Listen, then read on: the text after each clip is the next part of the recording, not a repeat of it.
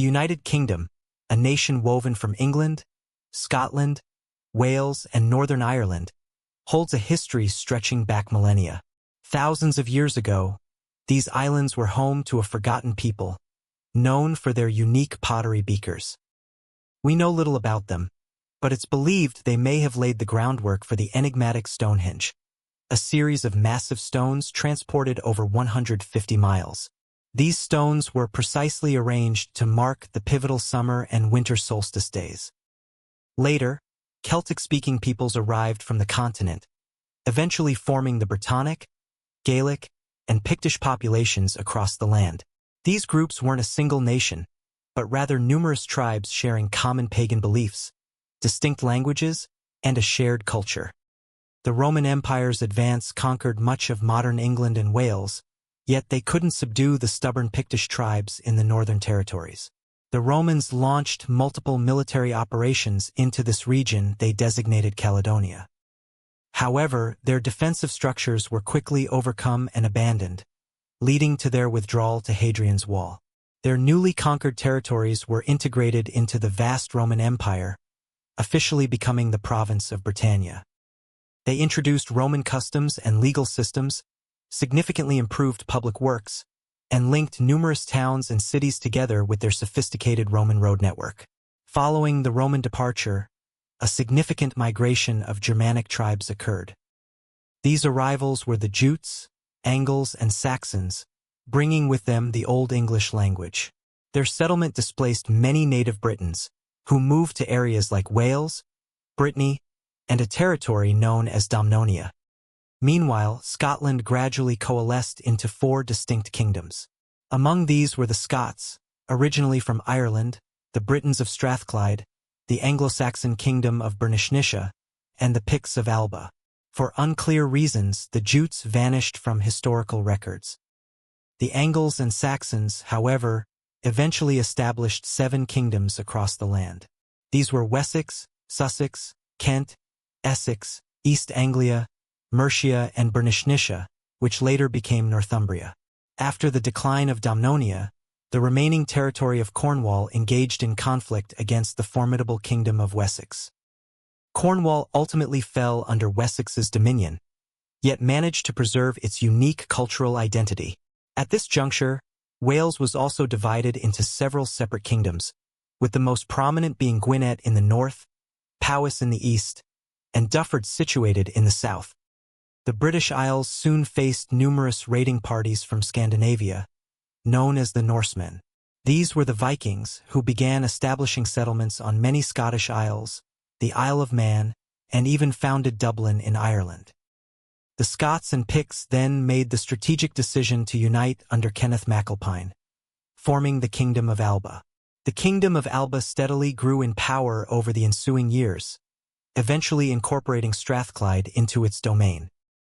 Concurrently, Danish Vikings arrived in the Anglo-Saxon kingdoms with intentions of conquest.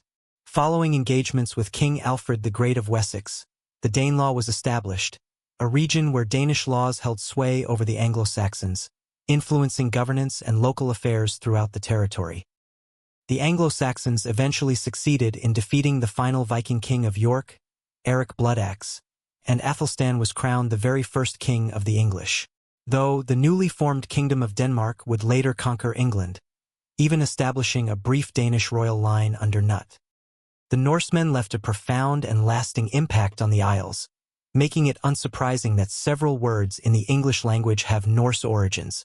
After repelling formidable sea raiders from Ireland, the Western Isles, Scandinavia, and Anglo-Saxon forces from Mercia, Griffith ap Llywelyn successfully subdued his rivals in southwest Wales. Llywelyn achieved the distinction of being the only Welsh king to ever reign over the entirety of Welsh territory. He met his end at the hands of the English Earl Harold Godwinson, slain by his own men, which unfortunately led to the Welsh kingdoms fragmenting once more. Upon the passing of Edward the Confessor, a significant succession dispute arose among 4 principal claimants to the throne. Harold Godwinson was subsequently elected king, and he managed to successfully defend England against an invasion by the Norwegian king Harald Hardrada. However, Harold was compelled to rapidly march his forces south to confront Duke William of Normandy, who had successfully crossed the English Channel. According to historical accounts, during the pivotal Battle of Hastings, Harold met his end from an arrow striking his eye. The Norman invaders ultimately emerged victorious from the confrontation. The newly installed King William systematically defeated numerous rebellions and introduced a novel castle design known as Motte and Bailey. He also implemented several significant reforms, including trial by combat and the comprehensive Domesday Book survey. The Norman dynasty extended its influence into South Wales and parts of Ireland, establishing the Lordship of Ireland. Within the royal court, nobles conducted their discussions and proceedings in the Anglo-Norman language, which persisted for centuries. This linguistic influence left an indelible mark on the development of modern English. Following a brief period of civil unrest, Henry II married Eleanor of Aquitaine, thereby establishing the Angevin Empire. This union initiated a prolonged period of rivalry against France. Richard the Lionheart valiantly defended a substantial portion of this territory and also played a crucial role as a central Christian commander during the Third Crusade. He achieved considerable victories against his formidable Muslim counterpart, Saladin. Under King John's reign, heavy taxes were levied upon his barons to finance his costly overseas military campaigns. The indignant barons staged a rebellion and compelled John to sign the Magna Carta. This pivotal charter established the fundamental principle that all individuals, including the king, were subject to the law. It also guaranteed essential individual rights, the right to access justice, and the right to a fair legal trial. A significant portion of North Wales continued to be independently governed by various Welsh princes until 1216. That year, Llywelyn the Great rose to become the supreme ruler of the Principality of Wales. This arrangement persisted until the reign of Edward I, who decisively conquered Wales in 1284. Consequently, Wales effectively became integrated into England. Following the death of King Alexander III, Scotland was left with 14 individuals vying for the royal succession. To avert a potential civil war, the influential Scottish magnates formally requested Edward I of England to select a claimant. John Balliol was ultimately chosen as king, but his authority was consistently undermined by Edward, who strongly opposed Scottish independence. Edward then initiated several military campaigns with the objective of conquering Scotland and deposing King John. For his actions, he earned the formidable nickname Hammer of the Scots. Under the courageous leadership of a Scottish knight named William Wallace, the Scots mounted a significant resistance against the English forces. They achieved a notable victory at the Battle of Stirling Bridge. Edward personally led his army north and subsequently defeated Wallace in battle, though Wallace managed to elude capture. He was later apprehended and executed, but his heroic efforts paved the way for Robert the Bruce to rise and ultimately defeat the English, securing Scotland's independence. When the King of France passed away without any direct heirs, Edward III was technically eligible for the throne through his maternal lineage. However, the French court disregarded his claim and instead appointed Philip of Valois. Edward paid homage to Philip, as he held lands in Gascony, essentially making him a vassal to the French monarch. Due to escalating disagreements, Edward reasserted his claim to the French throne and launched an invasion of France, marking the commencement of the 100 Years' War. The English forces achieved significant victories at battles such as Crécy, Poitiers, and Agincourt. These successes were largely attributed to the superior tactical advantage provided by the longbow. Nevertheless, they were unable to completely conquer France, especially with the emergence of Joan of Arc. Her appearance galvanized the French spirit and dramatically shifted the momentum of the war. Following the death of Edward III, an entire generation was bypassed in the line of royal succession. This unusual circumstance triggered intense rivalry among several claimants to the throne. Most notably, these factions were the houses of York and Lancaster. Tensions escalated significantly until a brutal period of warfare erupted between these two powerful factions, known as the Wars of the Roses. This era is so extensive and intricate that it could potentially form the subject of its own dedicated video. The wars concluded with the establishment of the Tudor dynasty. Henry VIII, seeking a divorce, broke away from the Catholic Church. This led him to create his own distinct institution, the Church of England. Ultimately, this act resulted in a series of religious schisms that would influence future English monarchs. Amidst his 6 marriages and various naval expeditions, Henry granted Wales representation in Parliament. He also established the Kingdom of Ireland, though his actual control was largely confined to an area known as the Pale. Furthermore, Henry's pervasive paranoia and suspicion resulted in tens of thousands of executions. These executions tragically included many of his close friends and even his wives. During the 16th century, Spain stood as the largest and most dominant empire globally, under the rule of King Philip II. England, led by Elizabeth I, was actively supporting Dutch rebels in their efforts to reject Spanish authority. Additionally, numerous English privateers were intercepting valuable Spanish silver shipments returning from the New World. This aggressive stance incensed the Spanish king. The final catalyst occurred when Elizabeth ordered the execution of Mary, Queen of Scots. This decision was made to prevent Scotland from falling under Catholic influence. In response, the Spanish Armada, comprising 130 ships, was dispatched with the objective of invading England. At the Battle of Gravelines, an English victory forced the Spanish fleet to navigate around the British Isles. Subsequent severe storms encountered in the north of Scotland led to the destruction of the remaining Spanish vessels. It ended in failure. William Shakespeare, emerging during this era, rose to prominence as a celebrated poet, playwright, and performer, making substantial contributions to English literary works. Upon the passing of Queen Elizabeth of England without an heir, her nearest male relation was James VI of Scotland. James was subsequently chosen as king of both England and Scotland, establishing a personal union, though the nations maintained their distinct political structures. As the first sovereign to govern the entirety of Great Britain, he faced numerous assassination plots orchestrated by Catholic dissenters. One notable plot was the Gunpowder Plot, devised by Guy Fawkes, who intended to detonate Parliament. Following the unsuccessful Roanoke settlement, England successfully founded Jamestown, which ultimately developed into what would become the 13 colonies. Initially, voyages to the New World were primarily motivated by religious aims, largely focused on converting indigenous populations to Christianity. However, these settlements grew more lucrative as demand surged for New World crops like tobacco and sugar. British vessels also secured a monopoly over the transport of enslaved African people across the Atlantic to the Americas. Millions of Africans endured cramped and dreadful conditions, compelled to labor on harsh plantations in the Americas, effectively becoming chattel. This grim practice persisted across the British Empire for 3 centuries until its complete abolition in 1833. This era also witnessed a surge in land confiscations in Ireland, with Irish territories being seized and granted to English and Scottish settlers.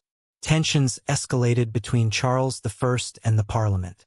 After a period of discord, clashes over royal versus parliamentary authority within England precipitated the English Civil War.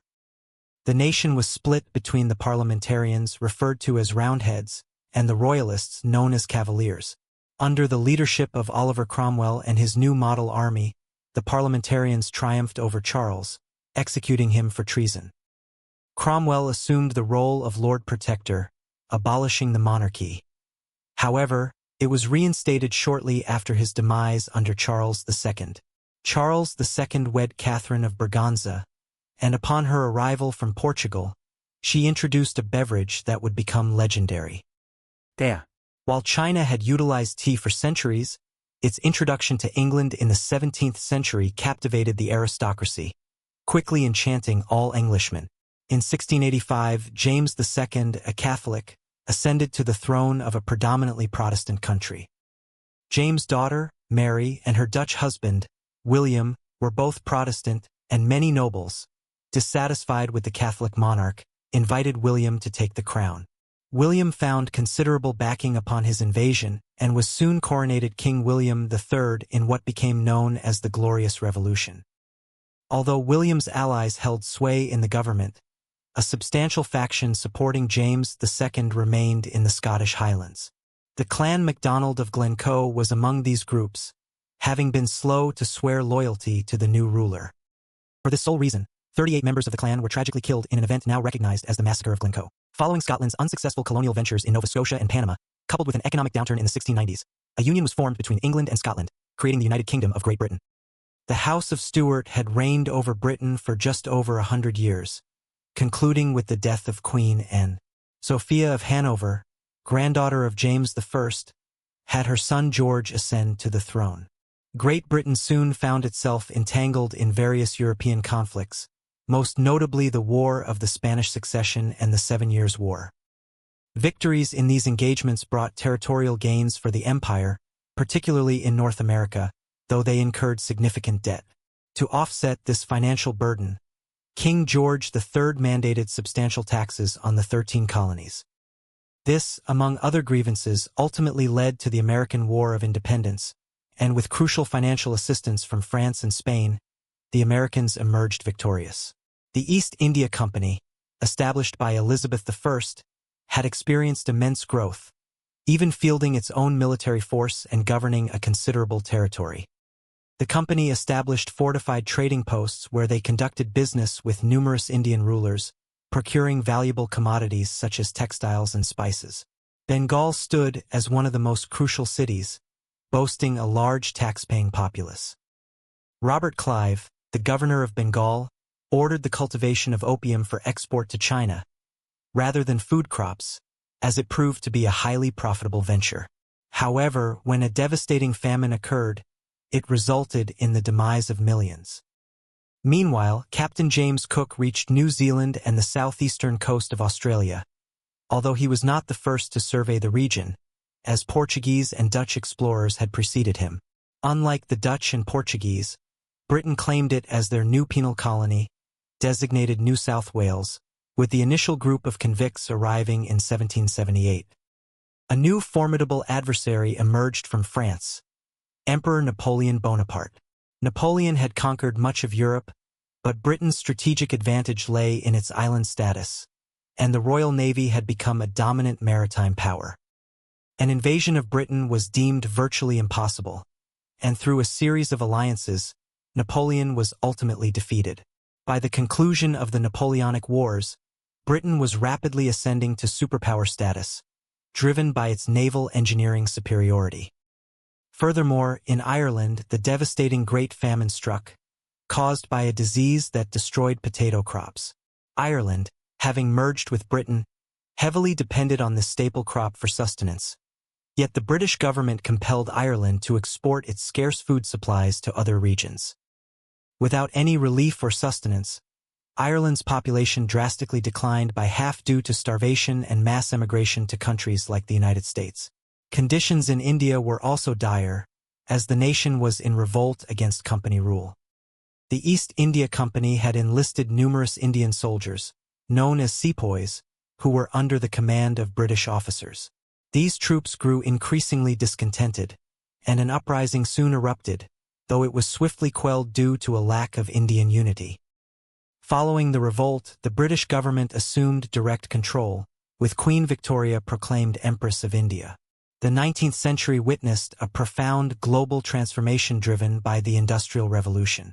Society was reshaped by technological advancements and increasing mechanization, propelling Britain toward global preeminence. Some of the most significant innovations included the sewing machine, the fire extinguisher, steam engines and turbines, the electric motor, and photography. The telegraph also marked a major breakthrough, enabling messages to travel from Britain to India in mere hours. The establishment of railways and trains revolutionized transportation. Journeys that once took days by horse and carriage could now be completed in hours by train. These advancements in engineering and communication not only unified the empire but also sparked an unprecedented manufacturing boom. People migrated from rural areas to urban centers in search of employment, leading to peak productivity. However, the consequences of mass migration resulted in extremely crowded and polluted cities. Nevertheless, these challenges spurred improvements, including an enhanced sewage system. Newcastle specialized in shipbuilding, Manchester in the cotton industry, and Liverpool emerged as a major trading hub. Middlesbrough focused on iron and steel production, while the abundance of iron ore, limestone, and significant coal deposits in the West Midlands and South East Wales fostered the development of ironworks. Scotland also experienced prosperity in the linen industry. The Victorian era also brought significant societal changes, with families from the humblest backgrounds gaining access to education, albeit under far stricter conditions than today. The 1860s also marked the emergence of a culinary masterpiece: fish and chips. Towards the end of the 19th century, European powers convened at the Berlin Conference to partition Africa amongst themselves. A group in South Africa known as the Boers, originally Dutch settlers, posed a considerable challenge to the British. The Boers resided in two territories, the Free Orange State and the Republic of Transvaal, both resisting British authority through guerrilla tactics. In response, the British confined tens of thousands of women and children to concentration camps, where many succumbed to starvation and illness. Britain played a pivotal role in the First World War, with numerous men proudly volunteering to defend their nation.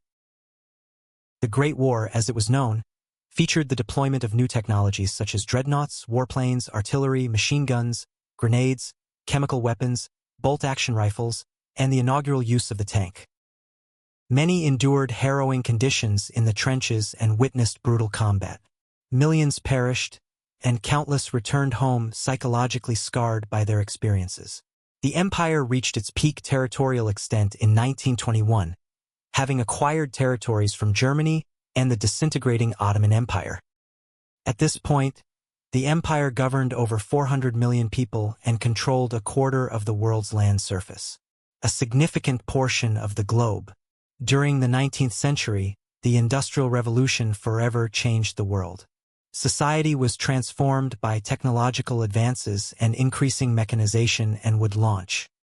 Britain's path to global dominance, featuring inventions like the sewing machine, fire extinguisher, steam engines and turbines, electric motor, and photography, the telegraph. It was also a major invention because a message could now be sent from Britain to India in just a few hours. The establishment of railways and trains also transformed transport forever. Instead of traveling days by horse and carriage, it now only took a matter of hours by train. Engineering and communication advances not only united the empire, they triggered a manufacturing boom like no other. People flocked from rural areas to city centers for jobs. Productivity reached an all-time high, but the consequences of mass migration led to extremely cramped and polluted cities. However, with these problems that were generated, it resulted in an improved sewage system. Newcastle's system was focused on shipbuilding, Manchester on the cotton industry, and Liverpool became a major trading center. Middlesbrough became fixated on its iron and steel works, thanks to the presence of iron ore, limestone, and large coal deposits in the West Midlands and Southeast Wales prompted the establishment of ironworks, and Scotland saw a boom in the linen industry. The Victorian era also saw a big shift in society, since families from the poorest backgrounds got access to education, although it was much stricter than today's standards. The 1860s also saw the rise of the greatest food combination ever: fish and chips. Towards the end of the 19th century, European powers came together at the Berlin Conference to carve up Africa among themselves. A group in South, the Boers, who were originally Dutch settlers in Africa, proved to be a challenge for the British. The Boers lived in two nations, the Free Orange State and the Republic of Transvaal, and both resisted British rule using guerrilla warfare. To counter this, the British then placed tens of thousands of women and children were put into concentration camps, and many of them died there from starvation and disease. Britain became a major player in the First World War, and many men proudly volunteered to serve and protect their country. The Great War, as it was called, saw the use of new technology like dreadnoughts, warplanes, artillery, machine guns, grenades, chemical weapons, bolt-action rifles, and the first deployment of the tank. Many faced horrific conditions in the trenches and witnessed gruesome battles. Millions.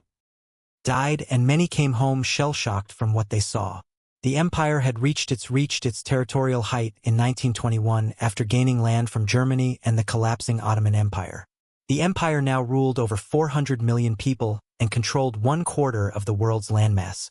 However, Britain could no longer finance constructing naval bases or vessels to safeguard its vast empire, in the same way it did prior to 1914.